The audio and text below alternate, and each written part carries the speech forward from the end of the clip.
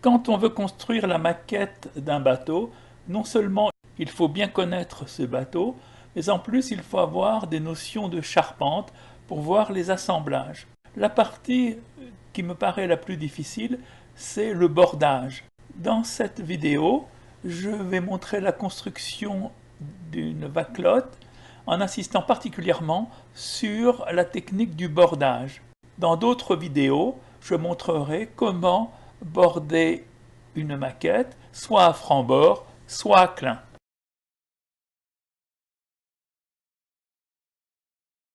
Le plan a été dessiné par François Vivier en s'inspirant du plan de la Reine des Flots. Et là, les coupes qui permettront de tracer puis de réaliser les membrures. On voit qu'il va y avoir 21 couples. Ils sont numérotés depuis l'arrière vers l'avant. La quille a été préparée. On a fait une mortaise à l'arrière pour mettre les tambours et il y a déjà les boulons qui permettront de mettre le marsouin des tambours. Les pièces pour fixer les traves sont prêtes, les traves, et puis le marsouin, les pièces ont été déjà encollées, essayées à sec et prêtes à être installées.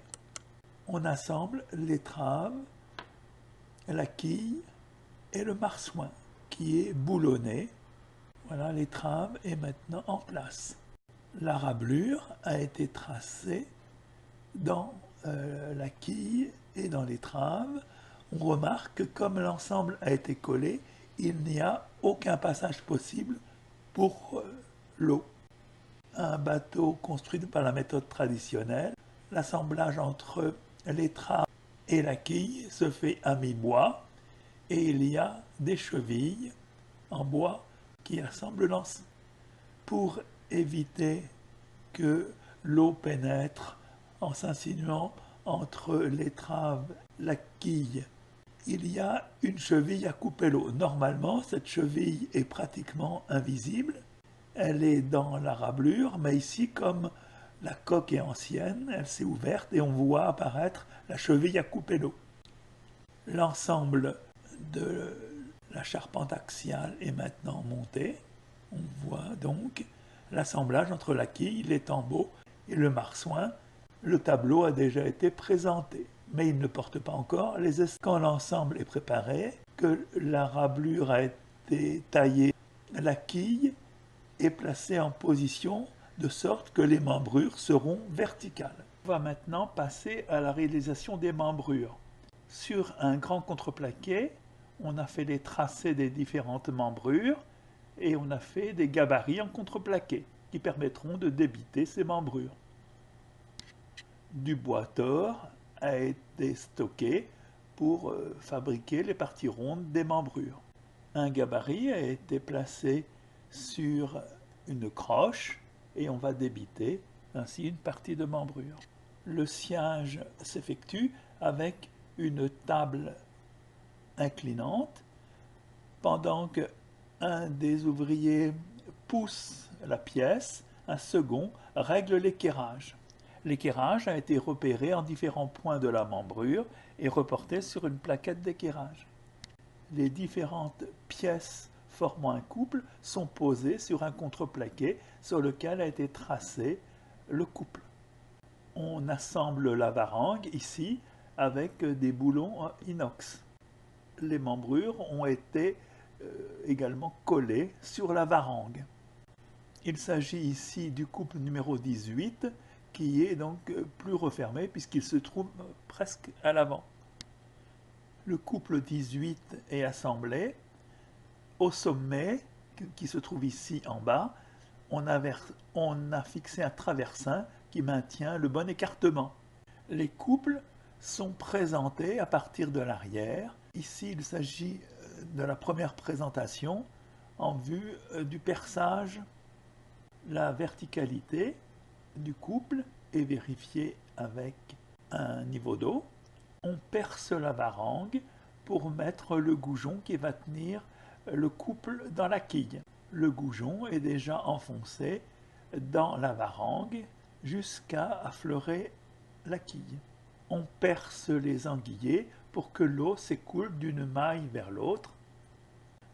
Des entailles avaient été faites pour chaque couple pour que la varangue soit bien appuyée à plat.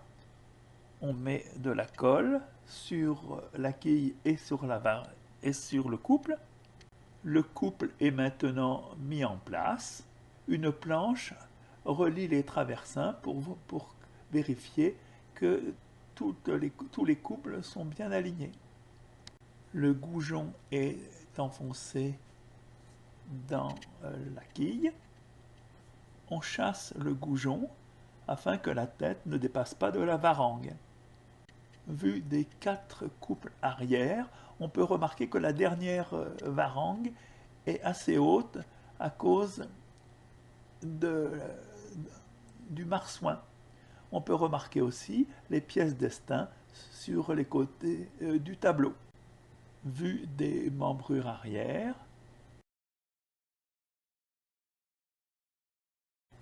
il ne reste plus que les 2 couples avant à mettre en place. La charpente est pratiquement terminée. Vue d'ensemble de la membrure, on voit les planches qui vérifient que les traversins sont tous à la même hauteur. On peut avoir ainsi un premier aspect de la tonture qu'aura le bateau. Quelques lisses sont placées pour vérifier l'alignement des membrures. On a maintenant une vue d'ensemble avec les lisses vues du haut. On remarque qu'il y a une lisse au bouchin qui servira ultérieurement pour placer la ventrière. On voit ici la forme de la rablure au niveau du marsouin des tambours. Vue de la rablure le long de la quille. Vue de détail sur des varangues arrière et l'avant du tube des tambours. On peut remarquer les anguillés dans la varangue. Maintenant, on va installer la charpente dans les hauts. On a déjà préparé un violon qui devra être monté parallèlement à la tonture. Le violon a été posé. La serre de banc a été également posée à quelques centimètres au-dessous du violon. Voilà la vue de profil où on voit très bien le violon et la serre de banc. Les serres et les violons vus de l'intérieur. On va maintenant installer le queuet. La planche est posée sur le haut du marsouin et sur 2 forts barreaux qui sont accrochés aux membrures. On fait le tracé pour l'emplanture. Les rablures ont été creusées et le pied de mât et la planche a été boulonnée sur les barreaux. On ajuste le banc de queuet qui sera posé sur les serres. L'ensemble maintenant est installé. On voit l'emplanture, les 3 planches qui forment le queuet et le banc de queuet posé sur la serre. On a installé maintenant les barreaux qui serviront pour le pontage avant. On remarque qu'il y a une trémie qu'on appelle mataude qui facilite le matage. On voit ici le queuet de profil et on remarque qu'il y a un très fort tasseau en arrière du queuet pour le renforcer au moment où on mate. L'ensemble est maintenant peint. On va maintenant installer les plabords de pont. Le second plat-bord est préparé à installer. La ceinte bâbord a été installée. On voit qu'il s'agit d'une espèce de bordée qui est cloué sur les membrures, mais qui est plus épais que les bordés. De l'autre côté, sur tribord, on essaye déjà le premier bordé au-dessus. Je vais expliquer comment on prend la forme d'un bordé. Cette opération s'appelle le brochetage. On commence à faire un assemblage de bandes de contreplaqué qui va prendre à peu près la courbure que l'on souhaite donner au bordé que l'on va brocheter. La planche de brochetage est posée provisoirement sur les membrures, bien à plat. L'avant est calé dans la rablure. Ici, en fait, il s'agit du brochetage pour une chlore. Avec un compas dont on gardera l'épaisseur constante, on prend toujours le même écartement par rapport au bord que l'on veut recopier. Et on trace des arcs de cercle. Une fois que la planche de brochetage est terminée, on la cloue sur le plateau dans lequel on veut faire un bordé. À l'aide du compas ayant le même écartement, on reporte les écarts sur le bordé. Dans le cas d'une chlore, on devra aussi reporter la largeur. On peut remarquer que la largeur à chaque point avait été repérée par l'arc de cercle que l'on voit au milieu et en bas. Les côtés sont tracés avec une latte qui est maintenue en position. On trace donc la forme du bordé. On scie avec une scie circulaire qui est posée sur des tasseaux. On peut maintenant essayer le bordé. Une fois qu'il a été ajusté, on creuse le liston et on l'installe en position. Ici, on installe de la même manière le bordé le plus haut, qu'on appelle parfois la préceinte, qui est un peu plus épaisse, qui est en bois plus dur et qui est décorée par une petite mouchette sur sa face inférieure. On voit donc la ceinte, au-dessus le premier bordé avec le liston ici à la mode du chantier Bernard de Saint-Va, et en haut la préceinte et la petite mouchette. On va maintenant prendre le gabarit pour installer la lisse ou le plat-bord. La lisse a été posée. On peut remarquer qu'elle est plus large à l'avant pour faciliter le boulonnage de la coiffe. Les deux parties avant de la coiffe sont déjà boulonnées. On prépare la fin de la coiffe. Ensuite, on va creuser l'étambré. On essaye l'arrière de la coiffe. Et la coiffe est maintenant installée, boulonnée, et on voit l'étambré. On a arrondi les bords de la coiffe. La coiffe sert de guirlande. La coiffe est caractéristique des canaux de Barfleur. On a préparé maintenant la planche de couronnement que l'on va installer à l'arrière. On voit les entailles pour les courbes. La planche de couronnement est maintenant vissée, posée sur les estins et sur le dessus de l'étambot. La planche de couronnement est terminée et on voit les deux courbes qui relient la planche de couronnement au lisse. Habituellement, la forme est légèrement différente. On fait une entaille dans la tête de l'étambot et on fait également une entaille dans la planche de couronnement, de telle sorte que la tête de l'étambot dépasse légèrement au-dessus de la planche de couronnement. Au chantier Bello de Barfleur, on construit un canot à l'extérieur. À droite, c'est Louis Bello. On commençait par installer la ceinte, la planche du liston et la préceinte. En revanche, les violons et les serres étaient installés plus tard pour pouvoir mettre les bancs.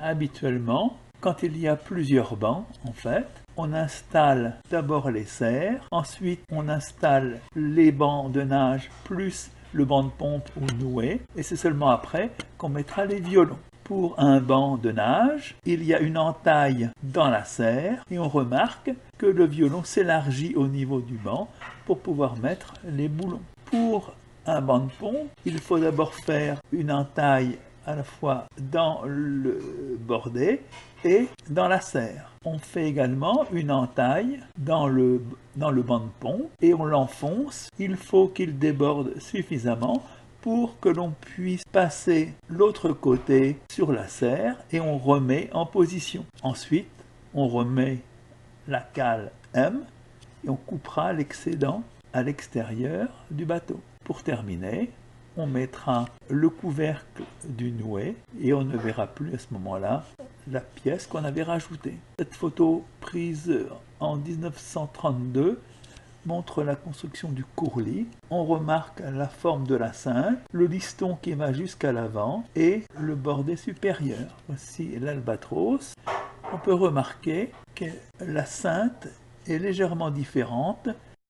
Ici, c'est un bateau construit par le champ Guérand de Saint-Va. La Sainte a deux petites mouchettes. Elle est plus haute, le liston va jusqu'à l'arrière, jusqu'au terme. Les membrures ont été terminées. Avant de border le reste du bateau, il faut vérifier que les membrures sont très bien équerrées. Pour ça, on approche une latte le long des membrures et on regarde s'il y a des endroits qui sont trop hauts. Les endroits qui sont trop hauts sont à ce moment-là rabotés jusqu'à ce que la courbe soit parfaite d'une membrure à une autre. Quand tout est parfaitement aligné, le champ des membrures a été passé au minium et l'intérieur du bateau également a reçu ses premières couches de peinture. On a placé une première lisse pour déterminer la position de la ventrière. On va rechercher également la forme que devra prendre le galbord. Pour ça, on met des lisses qui remontent assez nettement à l'avant et qui remontent également à l'arrière. À l'arrière, on verra qu'il faudra en fait rajouter des pointes. Les ventrières ont été tracées, brochetées, débitées et maintenant on va s'occuper de creuser l'intérieur. Pour ça, on a fait des gabarits de casage. Le casage peut se faire soit avec un rabot rond ou ici ça a été fait avec une meuleuse. Le creux de la ventrière a été en fait vérifié avec les gabarits. Maintenant, on rabote les champs. Les deux ventrières sont maintenant terminées. On voit la forme qu'elles ont, donc ce sont des formes assez compliquées. Les ventrières ont été maintenant posées. On voit qu'elles remontent assez nettement vers l'avant. On remarque sur cette photo de la ventrière qu'on a fait un chanfrein sur à peu près un tiers de l'épaisseur et ce léger chanfrein servira en fait à faciliter le calfatage. À l'aide des lisses et de la planche à brocheter, on a débité un galbord. Il va falloir maintenant le caser et sa forme est assez compliquée. Pour ça, on a fait des gabarits qui ont un côté concave et un côté convexe. Ces gabarits, en fait, sont d'abord sciés, ensuite ils sont ajustés avec un vastringue. L'intérieur du galbord, qui en fait est convexe. On vérifie la forme avec le gabarit. Après que l'extérieur du galbord a été creusé, il faut étuver les extrémités du galbord. Le galbord est d'abord mis en place alors qu'il est chaud et on le laisse refroidir en position. Il est bien serré par des serre-joints.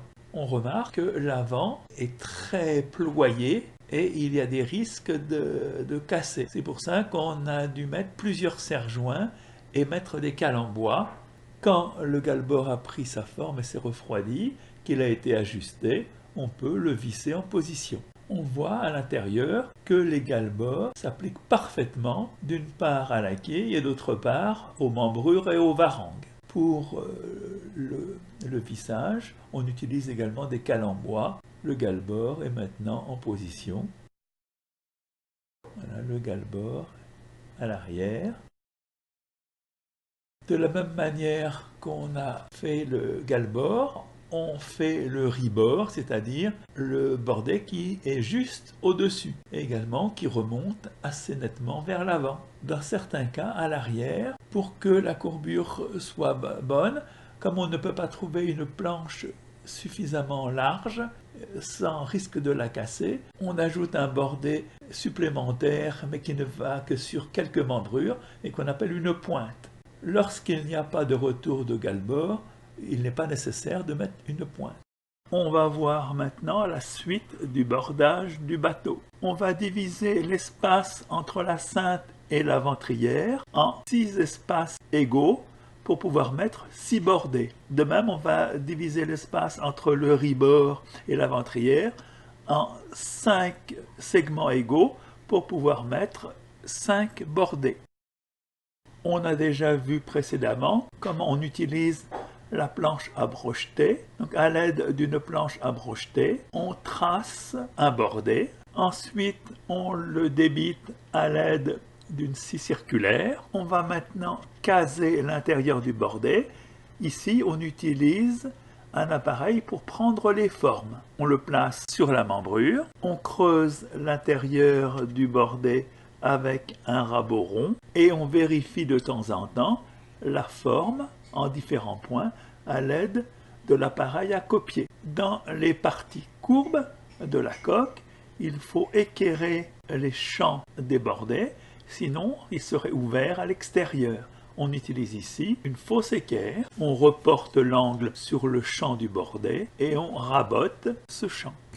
On trace le chanfrein de calfatage à l'aide de la pige et on l'effectue avec un petit rabot. L'intérieur du bordet est maintenant passé au minium, de telle sorte que ce bordet ne soit pas même derrière les membrures. On le met en place. Dans certaines positions, il n'y a pas besoin d'étuver le bordet. Donc on fait un avant-trou, on fraise la planche pour la tête de la vis et on visse. Voilà quelques bordets mis en place. On va suivre maintenant la réalisation d'une clore, c'est-à-dire un bordet qui se trouve entre deux bordets déjà posés. Après avoir cloué la planche de brochetage, on repère les arcs de cercle avec un compas dont l'écartement va rester constant pendant toutes les opérations. Sur la planche de brochetage, on marque également à différents endroits la largeur que devra avoir la clore. C'est l'arc de cercle qui est marqué ici au centre de la photo. On débite ensuite un morceau de plateau ayant à peu près la courbure de la clore. On cloue la planche de brochetage sur le plateau à l'aide du compas ayant conservé la même ouverture. On reporte les arcs de cercle représentant un côté de la clore. Ensuite, on prend la largeur de la clore à l'aide de l'arc de cercle qu'on avait indiqué sur la planche de brochetage. À l'aide de lattes en bois, on va tracer les deux côtés du nouveau bordet. On débite le bordet avec la scie circulaire. On rabote le champ et on marque à l'aide de la pige le chanfrein de calfatage. Le chanfrein de calfatage est marqué. À l'aide d'une petite fausse équerre, on repère les angles pour l'équerrage. On réalise l'équerrage du champ à différents endroits. Quand la clore est bien ajustée, on la passe à l'étuve, principalement pour ployer l'avant qui est plus courbé. On pose la clore sur le bordet immédiatement au-dessous pour qu'elle prenne la forme. En effet, la forme est pratiquement la même que celle du bordet immédiatement au-dessous. Là, on l'installe ici sur le côté avec des serre-joints, puis à l'arrière, et on laisse refroidir. Après avoir vérifié la clore, on l'installe entre les deux bordets en la poussant à force jusqu'à la rablure. On commence par visser l'avant, puis on visse en allant vers l'arrière.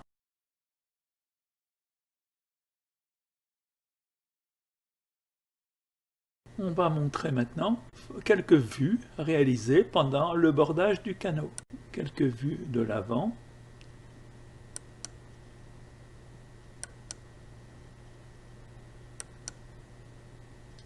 Le canot est bordé. Une vue latérale. Une vue de l'arrière où on voit le galbord en bas, le ris-bord, la pointe et les bordés. Il reste la clore à poser. Vue de côté. Le canot est bordé.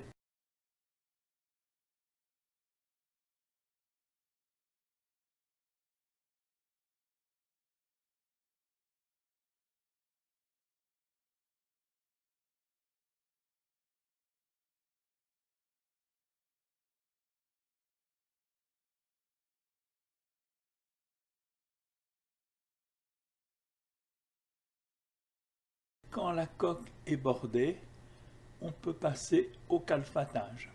un maillet à calfa, en haut des fers à calfa et en bas de l'étoupe. Un rouleau de coton pour calfater. Le coton est surtout utilisé pour les petits canaux. Pour les gros canaux, il faut utiliser de l'étoupe.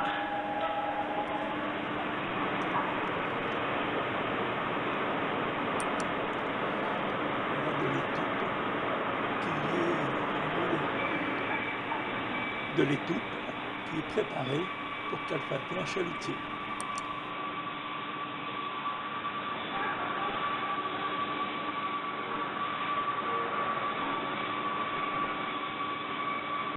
Le calfatage d'une couture commence en enfonçant le coton à une extrémité, ici au niveau de la rablure. Ensuite, on enfonce le coton quelques mètres plus loin et ensuite on enfonce le coton dans la couture. On revient vers l'avant. Le calfatage de la rablure n'est pas très confortable. Les différentes coutures sont maintenant calfatées.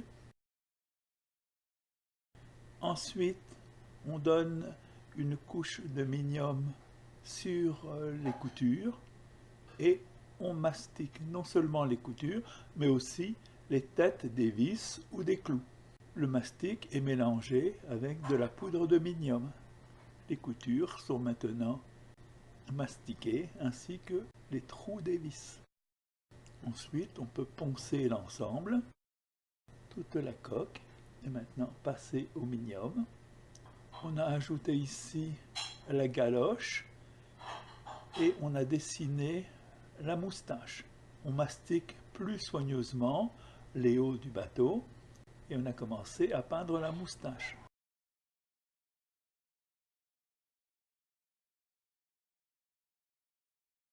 Voilà quelques détails sur la construction de la vaclotte. On a mis du contreplaqué marine au-dessus des barreaux pour que le pont soit parfaitement étanche. Le pont a été recouvert de planches de résineux. On remarque les loirs autour de la mataude. Les vis ont été masquées par un tampon. Le pontage avant est terminé. La galoche a été installée. On peut remarquer qu'il a fallu diminuer un peu le bois au niveau de la ceinte et même des bordées supérieures. La galoche est terminée. On remarque que l'axe du réa porte également la ferrure pour le bout dehors. La coiffe est terminée. On a le collier pour le mât, le collier pour le bout dehors et la mure. Les ferrures. La manière d'installer la poulie inférieure du palan de Driss. La planche de couronnement terminée. On voit le livre-lof, donc qui est la barre d'écoute, l'étambré pour le mat tape-cul. Au-dessous de la planche de couronnement, il y a le collier pour le bout dehors de tape-cul.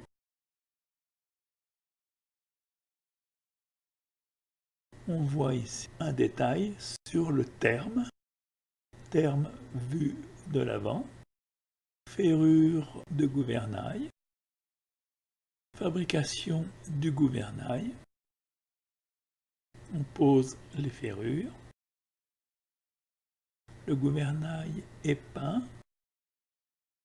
il est renforcé par une ferrure en arc de cercle. L'hélice a été installée. Les fileux sont préparés. Il y a en général 4 fileux, 2 à l'avant, 2 à l'arrière. Fileux avant sert pour une des drisses. Quelques photos de la mise à l'eau.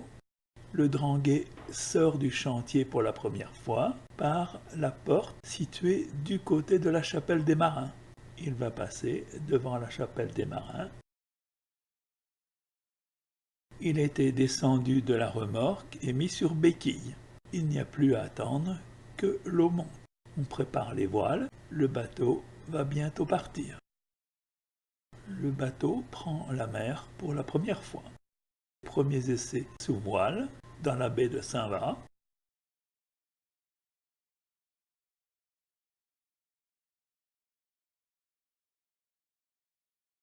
Le Dranguet passe devant le fort de Tatillou.